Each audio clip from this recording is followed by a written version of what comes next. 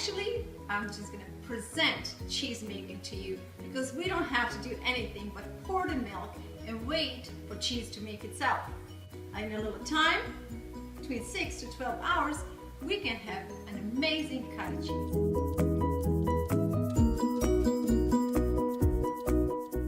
While making cheeses like this, please keep in mind that not every milk is the same. Even a 2% milk that we buy in the store is pasteurized by different companies and almost to different levels. Because what I have learned through making this cheese is that some milk will never cure, which means that it's pasteurized beyond return. However, some other brands will work within 6 to 12 hours, which means that there's still enough bacteria within the milk to cure itself. And bacteria is what we need. Providing enough warmth and time, bacteria will turn milk into sour milk, which further on will turn into a cottage cheese. This is just one way to make a cheese. There are many other ways. In the next episode, I will show you how to make mozzarella. But this is a really light and delicious cottage cheese.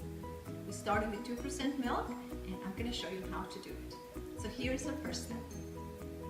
To start, we're going to pour a gallon of milk in a dish.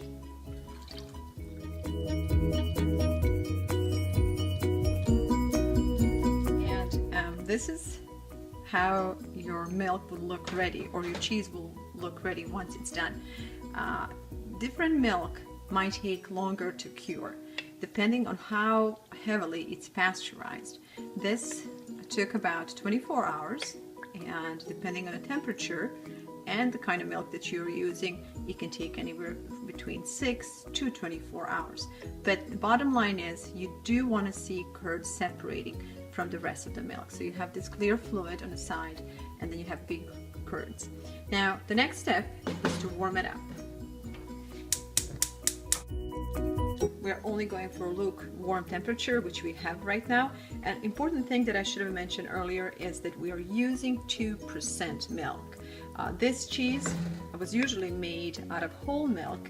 However, there was a stage where the milk was set in a dish and it was left overnight, and then I remember my mom will skim the cream, and what was left was the low-fat milk practically, and we made cottage cheese out of that. So this is just one way to make cottage cheese. So now that this is lukewarm, we're gonna go and strain it. You can just use fabric that's usually used for curtains, because it's really fine and it will easily drain the curds. And as you see, I have a piece here, and I'm just gonna trim it now, and I can use this cheesecloth for years.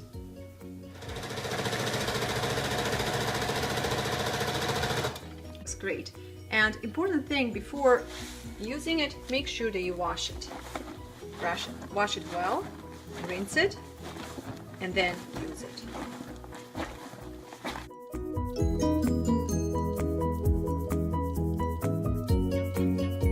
Making cheese is really easy, and this way of making cheese is most natural, because it's bacteria within the milk is taking care of a curing process. Nice big curds here, and the enzymes and bacteria that had made these curds is actually bacteria and enzymes that our stomachs need. So this kind of cheese is light and beneficial. Now that we have all of it in a cheesecloth, just tie a knot, crisscross like this, about the same length. It's okay. It's all right. We're doing good here. Okay, approximately same length as I said. Okay, and here's the little trick that I use for my cheese. I use my cabinets. Okay, put it like this and like this, and then just let the cheese strain for about 2 to 3 hours. Sometimes it might take even longer, but in any case, we will take it to the final product so you can see how long it actually took and what the final product should look like. We are ready. I mentioned this might take anywhere between 2 to 3 hours, but with the finer strainer, this took actually longer. It's been 6 hours since I have this cheese draining, and to find out if it's ready or not, you can just use your finger and tap it. See, it's nice and firm, and you do have an option to take it out sooner when it's still soft, but I kind of like mine semi hard. And now we're ready to open it. Looking good. Let's just pour it in the dish. And this cheese is still kind of soft. You can have it even harder if you wish. You just let it strain a little bit more. So the next thing would be to create a new recipe using a homemade cheese, which I think we'll use to make cheese stuffed crepes tomorrow morning. What do you like best about this cheese, Mickey? That it tastes so good. It has, doesn't it?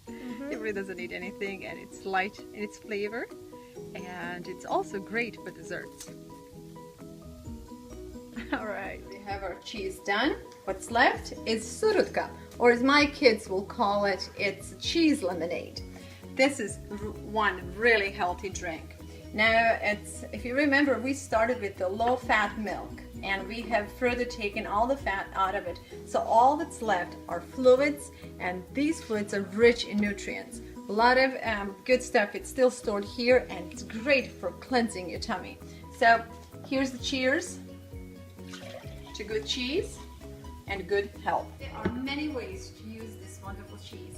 My personal favorite are crepes stuffed with cheese, with a touch of cinnamon and vanilla. And my children especially love a homemade cheese strudel.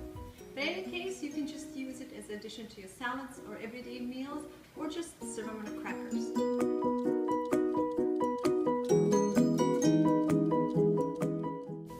As always, it was wonderful cooking with you. Thank you for watching, and I hope you will join our channel and watch us as I continue to teach our young America how to grow, prepare, and preserve foods in more natural ways.